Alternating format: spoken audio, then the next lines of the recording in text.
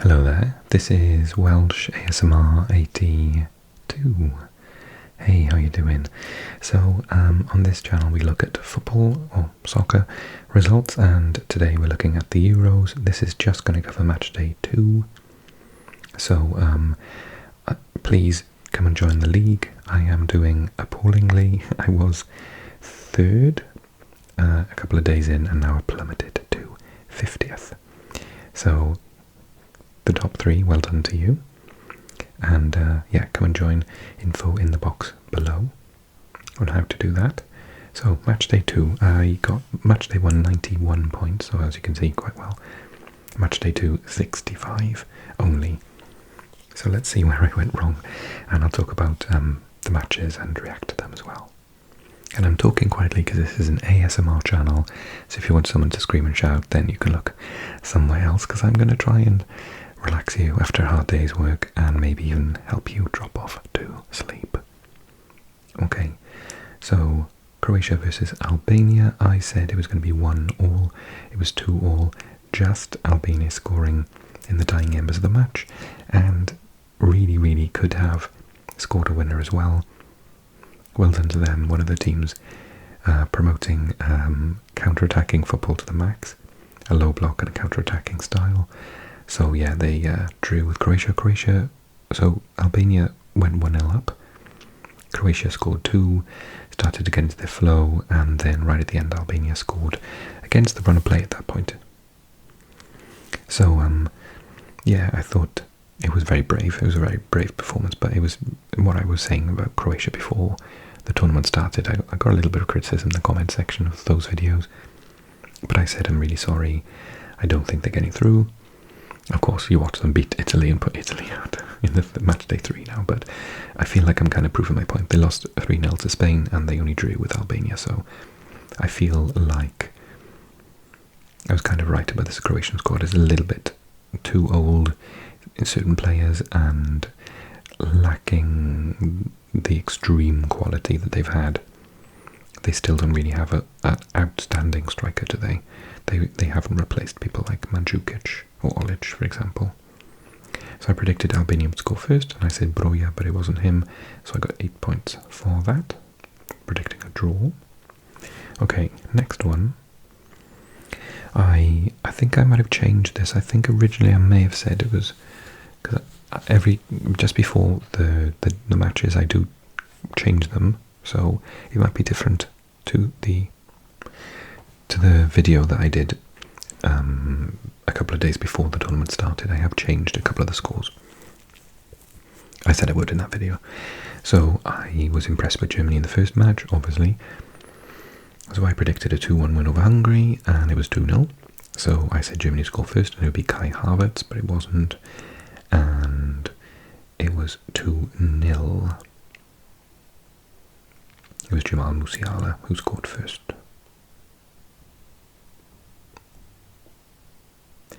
Okay, so overall I was still... I thought Hungary did a really good job in that match of stifling Germany.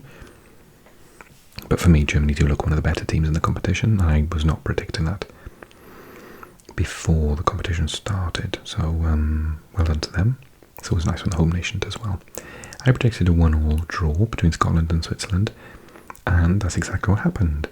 And I got 12 points for that. I said Scotland would score first, and Shankland, but Shankland's been coming off the bench. So it was Scott McTominay with the only goal for Scotland. To be fair, he would have been my second choice. So, yeah, I was really chuffed with Scotland's performance. It was really brave, lack a bit of quality up front, but they don't lack, obviously, the fans and the heart to do well. Really gut-busting performance, but this Swiss team, I said before the tournament started, they'd either be absolutely terrible or they'll surprise everyone, and it looks to be the latter. I reckon at this point in time they could reach a quarter-final. They're doing really well. They look good, and a couple of players like Mbolo have come back from injury, and I think the Bologna striker winger is looking really good. And Doy So yeah, I think Switzerland are looking really, really good at the second. And I said that Slovenia would draw with Serbia, and that got me 10 points, 1-1 for an exact score. I said Serbia would score first, it would be through Mitrovic. No, that did not happen. It was right at the end. I think it was Luka Jovic. Jan Karničnik scored for Slovenia, who, to be honest, sorry, Serbia were the better team overall, but Serbia just threw everything, and I think scored in the last minute of injury time. I think it was like the 94th minute. Exactly, like 94 minutes and 5 seconds or something. It was just a corner they had right at the end of the match, and very good header from Jovic, who I criticised heavily the match before against England. Said, oh, he came off the bench, and I knew Serbia weren't going to score against England because Jovic can't hit a barn door, and then he goes and scores, obviously, because, you know, that's me. Yeah, so 1-1, and I think, well, Slovenia are on the floor absolutely crying because I think they realise that they probably won't go through now, whereas having a point from their first match, having 3 against this, 4 points guarantees you going through. No one's ever failed to get through on 4 points. This year might be one of the first years you get through with fewer than 3 points, or 3 points with a minus goal difference, because there are so many close matches. There was talk today that someone might get through on 2 points this year for the first time ever. But Slovenia are going to therefore only have 2 points, and they're going to have to try and get a point against England. So they sunk to the floor, and I think they kind of realised that this was their chance to go through, and they probably won't now. Serbia still could, although against Denmark, I think Denmark will at least get a draw, and with 3 draws, 0 goal difference, they'll go through. The same way that Portugal did in 2016 when they went on to win it. And talking about Denmark, I got this one completely wrong, and I played my booster on as well, so thank you, England. I said England would win 2-0. I thought that they would just go an early goal and then sort of do nothing and sit back, as Southgate does, for 90 minutes, and then when Denmark were pushing for it, score, you know, a goal right at the end. But they were once again pretty lifeless. Lack of pressing, lack of energy. Foden not doing anything. Bellingham even had a bad game. I say bad game, for his standards, bad game. They were saying that he wasn't making any forward runs. Harry Kane got the goal just by being in the right place at the right time. The ball just bounced him and he put it in the back of the net, which is his specialty, basically. It's his superpower to be in the right place at the right time. But then the massive shock was that when Denmark scored, absolutely beautiful shot from Hjulmand from outside the box, hit the post and went in, keeper no chance, and yeah, I thought Denmark were good for it. So well done to Denmark, 1-1 with England. So both of the 2 matches that I really wanted to see upon seeing the draw were Spain against Italy, and the other one was France against the Netherlands, and both of those games were absolutely turgid. Absolutely awful. This game was terrible. I was so gutted because I was really looking forward to it after the semi-final 4 years ago. It was just so, well, actually 3 years ago, it was so amazing. And it was, yeah, Spain got 1-0. It was just all Spain. And who was the goal scorer again? It was an own goal in the end, so it wasn't even, you know, a spectacular goal. But it has to be said, based on the way they outplayed Croatia and they outplayed Italy, you know, they made Italy look very, very average, which I was very shocked at. I'm not sure what the tactics were, but they just did not work. And, you know, Italy actually maybe could have got 1-1 in the end. You know, they went for it right at the end. But, yeah, they didn't deserve it because Spain totally dominated the match from start to finish. Again, I've said in previous videos, I don't rate Morata that much, and I don't think they have a natural goal scorer in the team, a world-class natural goal scorer.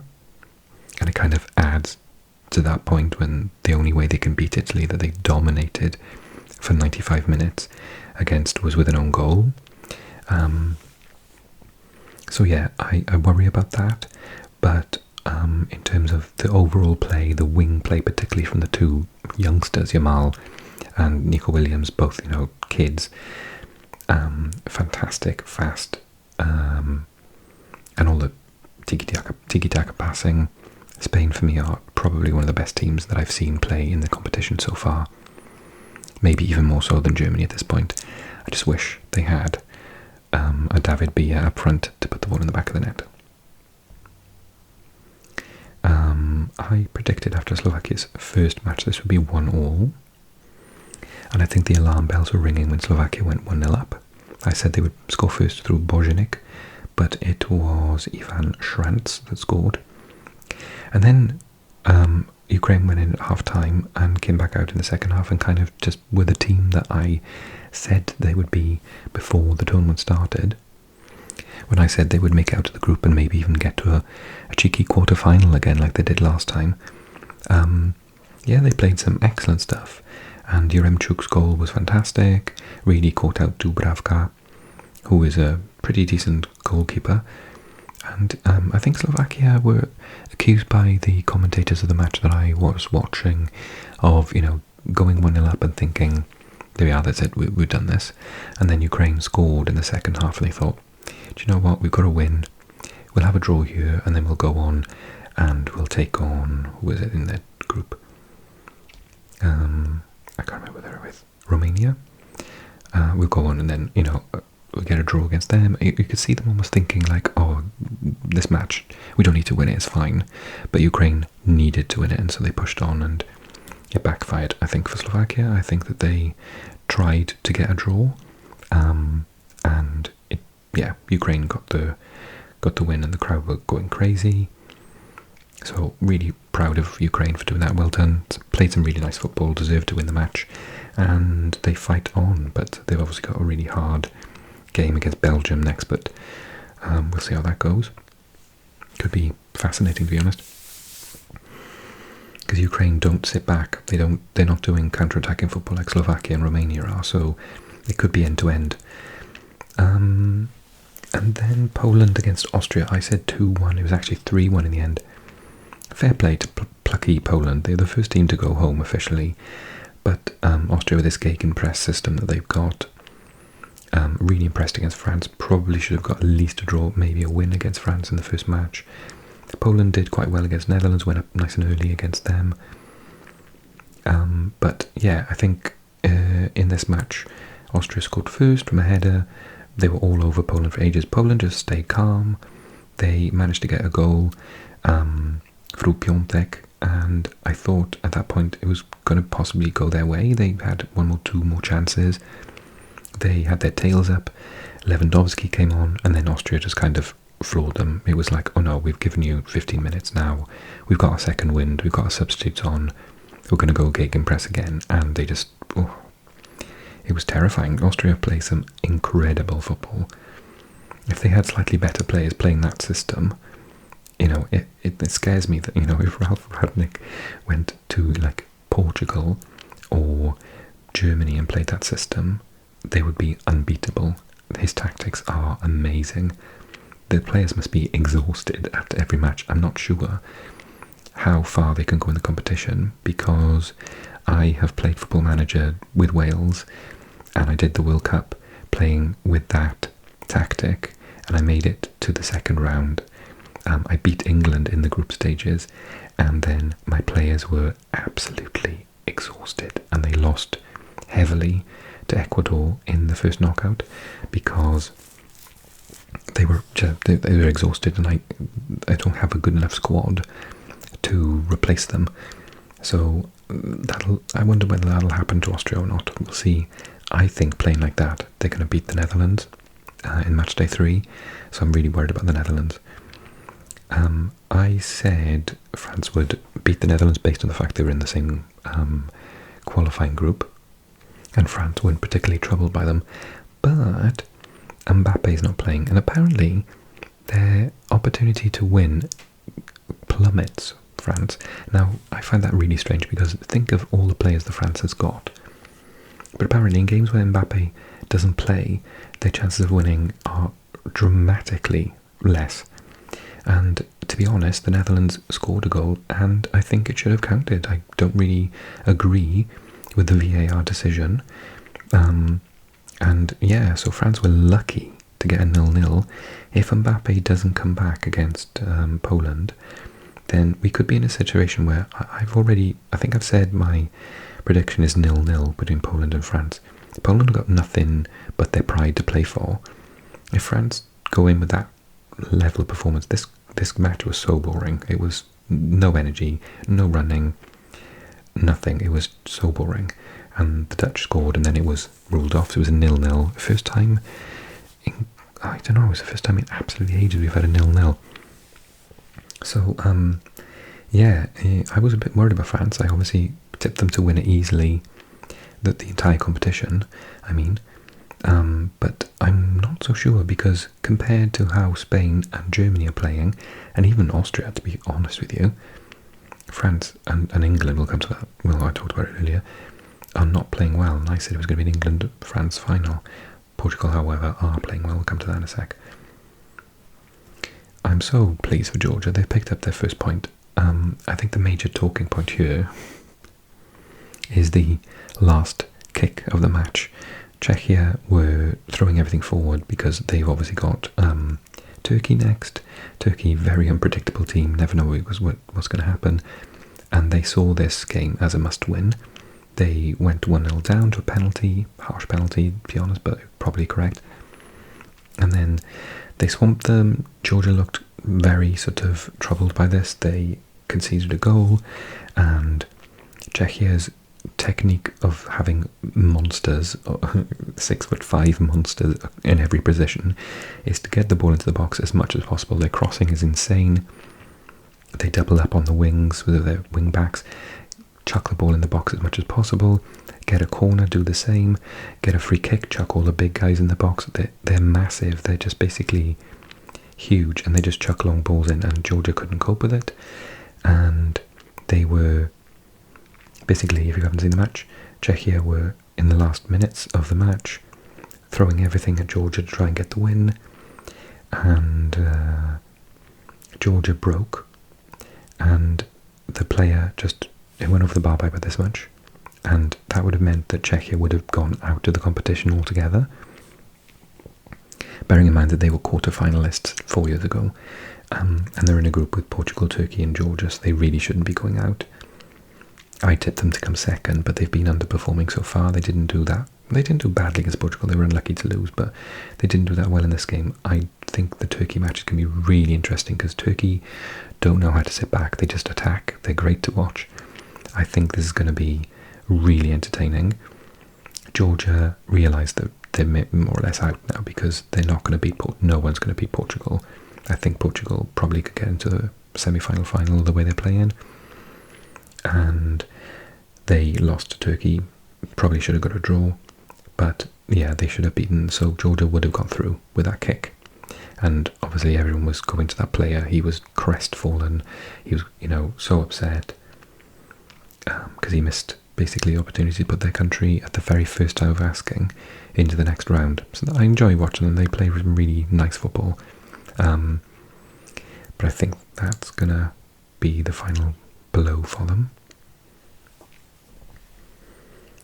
And then Portugal and Turkey.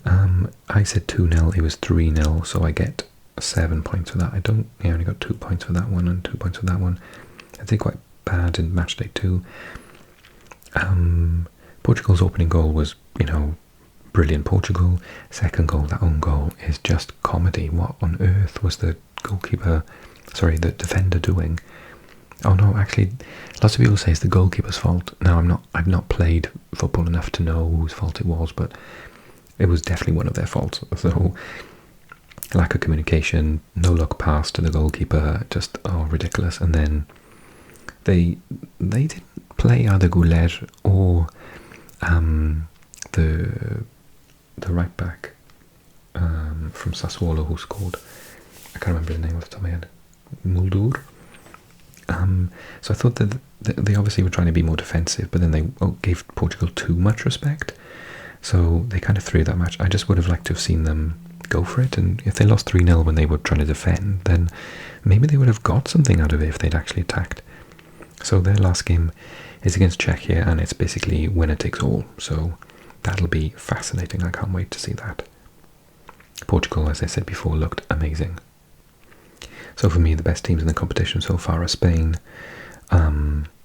Germany, Portugal, and what else did I say? I said Austria playing some lovely stuff. And I can't remember who else I said.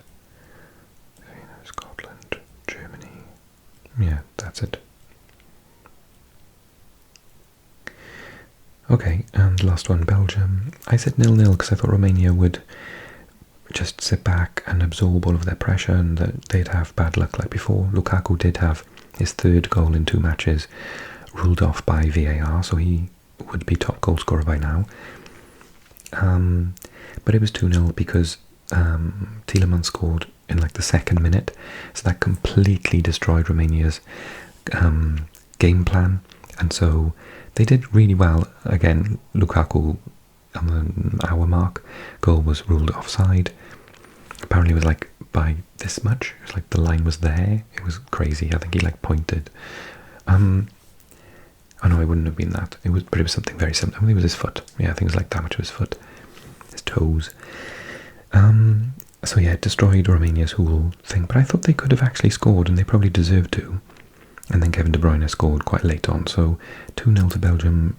Flattering a little bit to Romania. Romania give it a go, but being a goal down kind of I don't think they have that as a plan B. You know, plan A is keep it tight, hit them on the break, run at them, wear them out, shoot from distance, but they weren't able to do that because they were losing from the 2nd minute.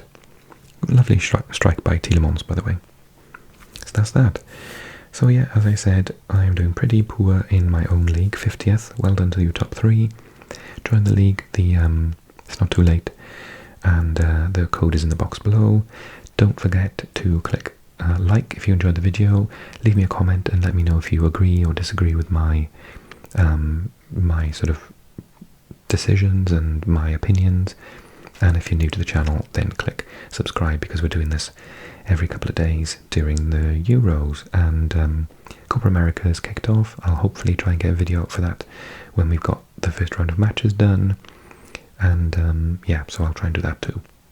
Okay, that is match day 2, and I've already watched the first day, match day 3 tonight, so I will do a video on that in a couple of days. Watch out on Thursday for that video.